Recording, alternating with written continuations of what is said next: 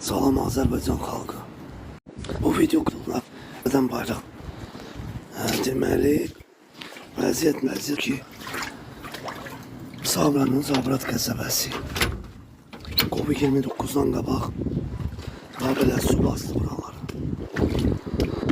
Su bastı buranı və biz də dövlətin bütün qurumlarına yazılı, şifai görüşlər keçirdik, şikayət elədik.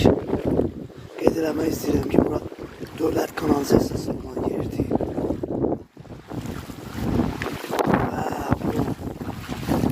Və Eldar Əzizovun dediyi kimi olmadan artıq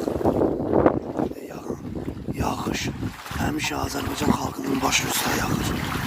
Yəni belə çətinlikləri bu xalqa yalnız qismət eləyir. O da yəqin ki bu xalq yəni Azərbaycanda doğulduğu üçün bu vəziyyətə düşüb. Bir daha yeni göründüyü üçün göstərirəm ki, bura kanalizasiyada görsən dövlətin kanalizasiyası. Faktiki olaraq dövlətin çəkdiyi kanalizasiya suları daşıb cəmiyyətin evinə ziyan vurur. Və bu barədə biz bütün orqanlara, hətta Prezident İlham Heydər Əliyevin uşaqlarına qədər yazılı məktub verdik. Və heç biri köməyə gəlmədilər. Bu xalqın imdadına gəlmədilər.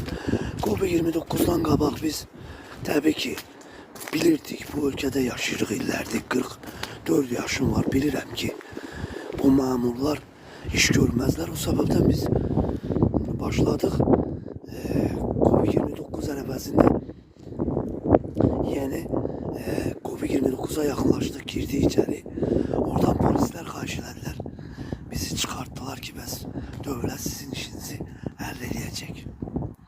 Yəni başqa ölkələrə sığınırdıq artıq. Çünki yaşayış yoxdur bu ölkədə. Sıfır vəziyyətdədir.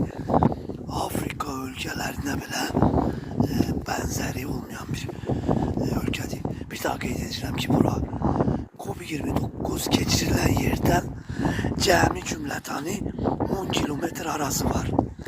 Cəmi cümlətani 10 kilometr arası var. Yəni şəhərin mərkəzi demək var bura. Zabrat 2 Ayxanın arxasıdır bura.